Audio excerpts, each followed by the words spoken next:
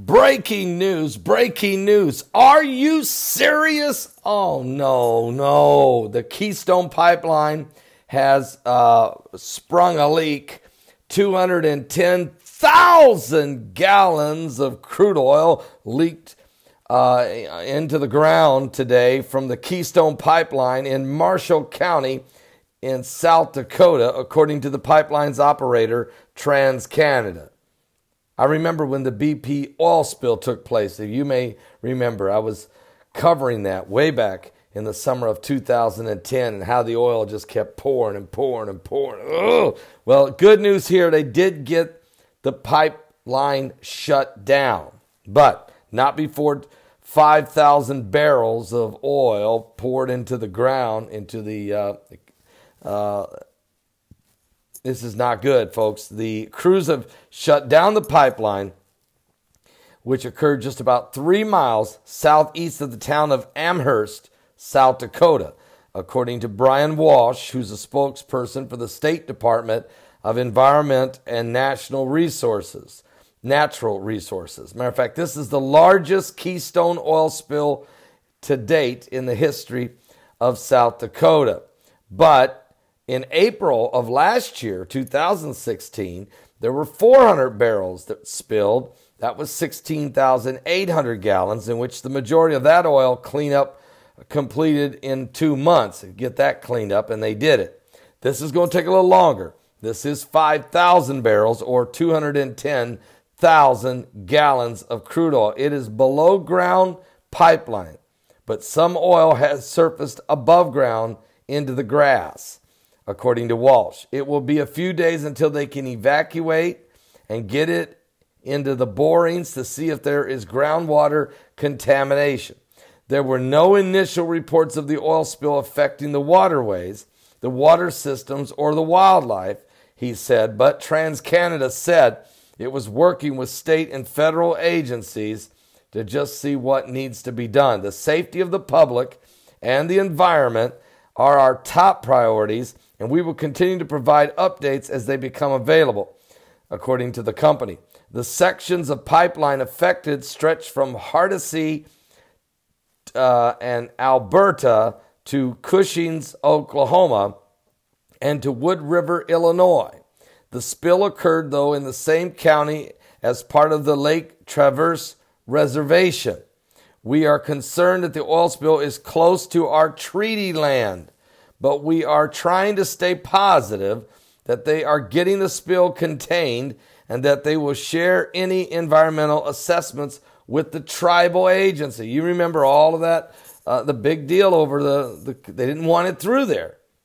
Okay, the Indians did not want, the Native Americans did not want the pipeline to run through their reservation. So they purposely, there was a big deal about it. Finally, Trump said, hey, go around the reservation. Do not cut through their burial grounds. Do not go through the reservation. So that they did.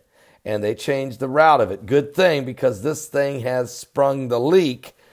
And it's not on the reservation, but it's not far from it. And we want to make sure it don't get there. We're concerned about this.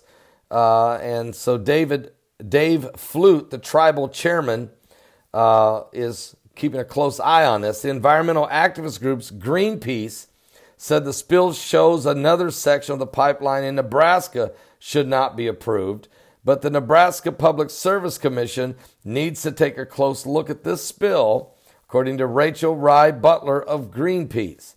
A permit allowing Canadian oil company TransCanada to build the Keystone pipeline is a thumbs up to likely spills in the future, is what they're saying down there in Nebraska.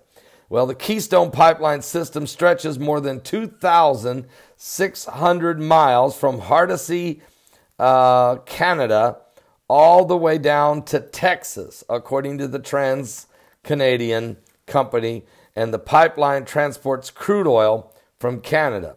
The proposed Keystone pipeline, which would stretch all the way to Steel City, Nebraska, would complete the entire proposed system by cutting through Montana and South Dakota.